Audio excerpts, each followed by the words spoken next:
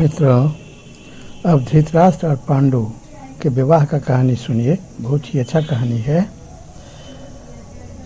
धृतराष्ट्र, पांडव और विदुर ये तीनों हस्तिनापुर के स्तंभ बन गए। जब से इन तीनों का जन्म हुआ, हस्तिनापुर चहु ओर विकास की ओर अग्रसर हो गया। हस्तिनापुर का सभी ओर धाक तो था ही भीष्म पितामह लेकर के। उसके बाद इन तीनों राजकुमारों का सेवा और राष्ट्र प्रेम और भाग्य से हस्तिनापुर का चहुमुखी विकास होने लगा। अब विवाह का समय आया, ये लोग जवान हो गए। उसके बाद सत्यवती ने इनके विवाह की चर्चा करने लगी और सत्यवती इनके विवाह के लिए बहुत ही जोर शोर से लग गई। उन्होंने भीष्म से विचार विमर्श करके विवाह का प्लानिंग किया। उसके बाद भीष्म ने कहे सबसे पहले तो धृतराष्ट्र का विवाह होना चाहिए, सबसे बड़ा वही है।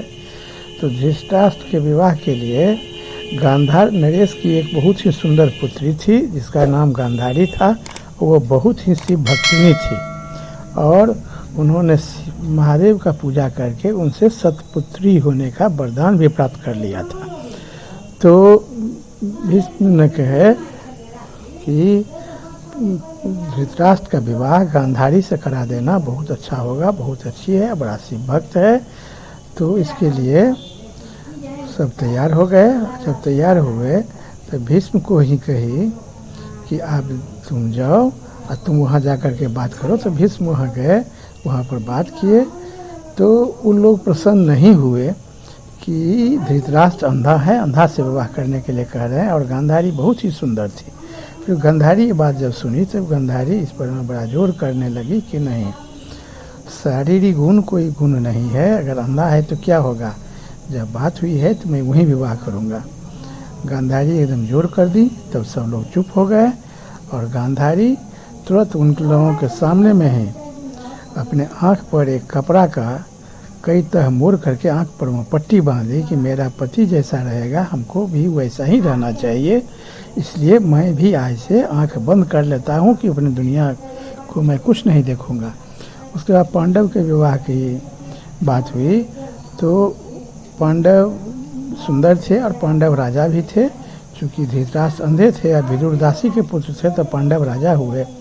उसके बाद जब पांडव के विवाह का बात हुआ तो पांडव कुंती भोज के यहाँ स्वयंवर था और स्वयंवर में गए। कुंती भोज की पुत्री जो बहुत ही सुंदर थी जिसका नाम कुंती था, उसे वही वरमाला पांडव के गले में पहना दी। इस सब का विस्तृत कहानी सुनने के लिए हमारे वीडियो के साथ बने रहिए। भीष्म ने सुना कि गांधार नरेश सबल की पुत्री है जो बहुत ही सुंदर है और बड़ा शिव भक्तिनी है और सतपुत्री होने का वरदान भी प्राप्त कर लिया है।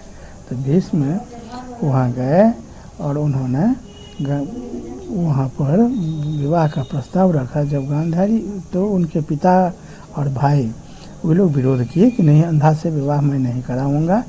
कि जब गांधारी को यह बात मालूम हुई तो वो कहे कि नहीं, नेत्रहीनता कोई दोष नहीं है और अगर हमारे पति नेत्रहीन हैं तो वह भी एक वस्त्र को कई तरह करके अपने आँखों पर बांध ली।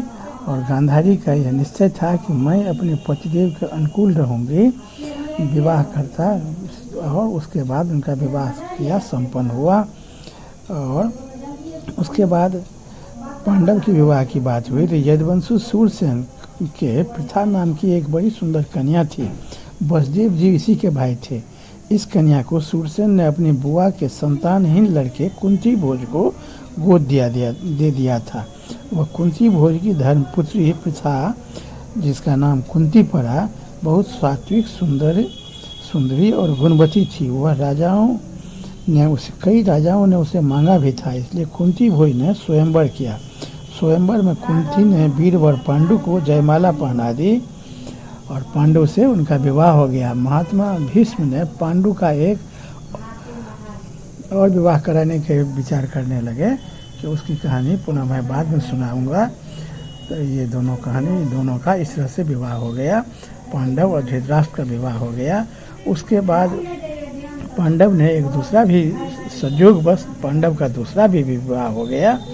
और विदुर की विवाह, इस सब कहानी के लिए वीडियो की अगली कड़ी का प्रतीक्षा करें। तब तक